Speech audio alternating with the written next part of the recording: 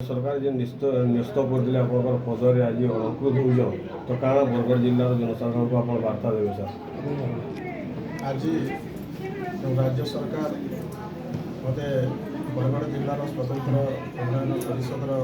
अध्यक्ष दायित्व दी से प्रथम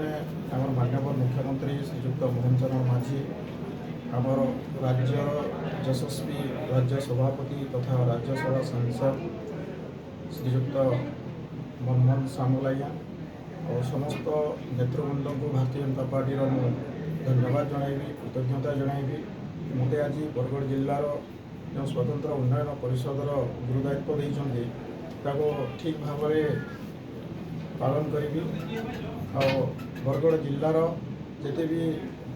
आदिवासी रही समस्त संस्कृति परंपरा तांकर भाषा जो सुरक्षित रही पारिबो तांकर जंती विकास हो पार शिक्षा संस्कृति परंपरार से जुगरे ध्यान देवी और प्रत्येक अंचल जहाँ भी उन्नति परिषद द्वारा संभव सबकि राज्य सरकार जो उद्यम रही प्रशंसनीय काम रही आम आगामी दिन में समस्ते मिसिकी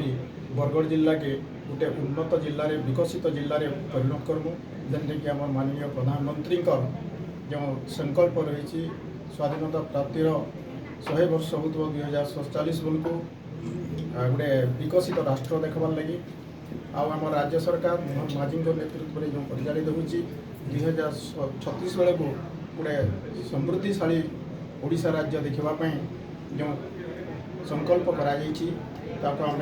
समस्ते संकल्प सहित ग्रहण कर साकार करवार लगी आप्राण उद्यम आरंभ कर कौ दिग को बरगढ़ जिलार बेसी फोकस करेंगे आप कोण अनुकोण बुली सर?